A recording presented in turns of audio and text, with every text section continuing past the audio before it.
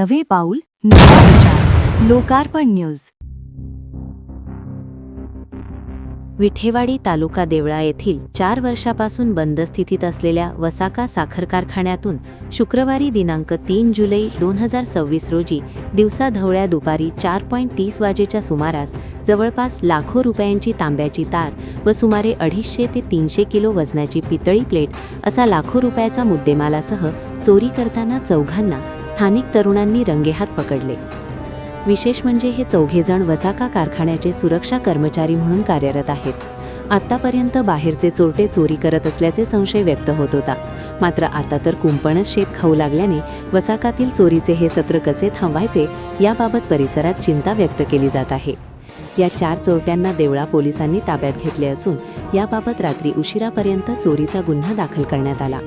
बंद अवस्थेत असलेल्या वसाका कार्यस्थळावर शुक्रवारी दुपारी 4:30 वाजेच्या सुमारास MH15F6161 ही 4-चाकी मारुती 800 हे वाहन संशयितरित्या फिरत असल्याने या परिसरातील काही तरुणांना शंका आली. या तरुणांनी या वाहनाचा पाठलाग करत वसाका लोहणेर रस्त्यावर सदर वाहन अडवले.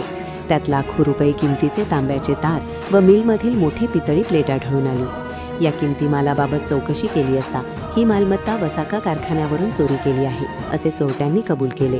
ही वार्ता परिसरात समजताच वसाका कार्यस्थळावर मोठी गर्दी जमली. या घटनेची माहिती मिळताच देवळा पोलीस तातडीने घटनास्थळी दाखल होत चौघाही चोरट्यांना वाहनासह ताब्यात घेतले. 4ही चोरटे वसाकाचे सुरक्षा कर्मचारी असून ज्यांच्या भरोशावर वसाकाची जबाबदारी असताना तेच चोर निघाल्याने परिसरात संशयकल्लोळ निर्माण झाला आहे.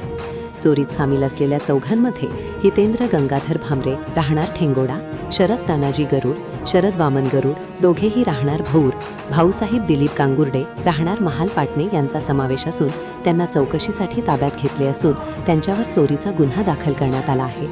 बाबत सुरक्षा पर्यवेक्षक कैलास पुंडलिक गरुड यांनी देवळा पोलीस ठाण्यात फिर्याद दाखल केली असून पोलीस निरीक्षक सार्थक नेहते यांच्या मार्गदर्शनाखाली सहाय्यक पोलीस निरीक्षक विनय देवरे, सुरेश कोरडे, दिलीप सोनवणे पुढील तपास करत आहेत.